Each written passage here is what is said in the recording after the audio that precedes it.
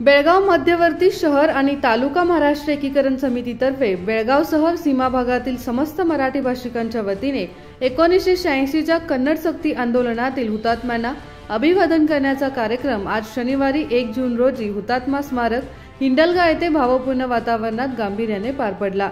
यावेळी कन्नड सक्ती विरुद्धचा लढा सुरू ठेवण्याचा आणि महाराष्ट्रात सामील होण्याचा निर्धार व्यक्त करण्यात आला। यावेळी उपस्थित सर्वांनी 2 मिनिटे मौन बाळगून कन्नड सक्ती आंदोलनातील हुतात्म्यांना श्रद्धांजली वाहिली। या प्रसंगी बोलताना मध्यवर्तीय महाराष्ट्र एकीकरण समितीचे सरचिटणीस माजी महापौर मालोजीराव अष्टेकर यांनी आपल्या भावना व्यक्त केल्या।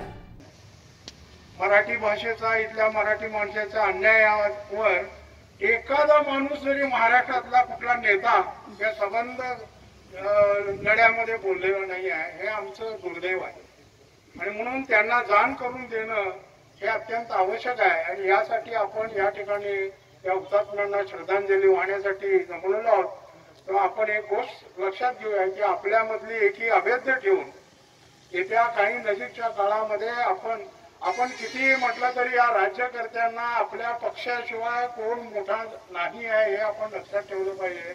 प्रत्येकाला त्यांना त्यांचा पक्ष मोठा झालेला आहे, कुठला सीमा प्रश्न आणि कुठला सीमावासी आहे अशी आमची त्यांनी परिस्थिती आज करून ठेवलेली आहे। कुठल्याही पक्षाच्या नेत्याकडे गेल्यानंतर आज त्यांची सहानुभूती आमच्याकडे आहे की नाही याबद्दल शंका निर्माण व्हावी असं त्यांचं वर्तन आहे। आणि म्हणून पुन्हा एकदा आपण आपली एकत्र ठेवून या लढ्यासाठी लढण्याचा निर्धार आज या ठिकाणी व्यक्त करूया। या सीमा लढ्यामध्ये आणि संयुक्त महाराष्ट्राच्या लढ्यामध्ये महाराष्ट्र निर्मितीसाठी ज्यांनी आपलं प्राणाचं बलिदान केलं त्या सर्व हुतात्म्यांना तुम्हा साऱ्यांच्या वतीनं मी मनपूर्वक अशी श्रद्धांजली वाहतो, त्यांना भावपूर्ण असं अभिवादन करतो।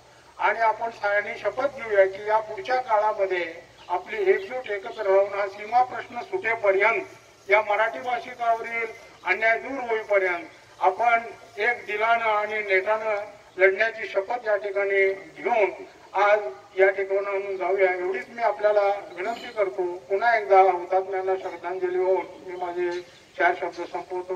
जय। या प्रसंगी बेळगाव शहर व तालुका महाराष्ट्र एकीकरण समिती, शिवसेना, राष्ट्रवादी काँग्रेस, महिला आघाडी, युवा आघाडी व युवा समितीचे पदाधिकारी, समिती कार्यकर्ते आणि मराठी भाषिक बहुसंख्येने उपस्थित होते। Mahadev Pawar, Kannadamma news network, Belagavi.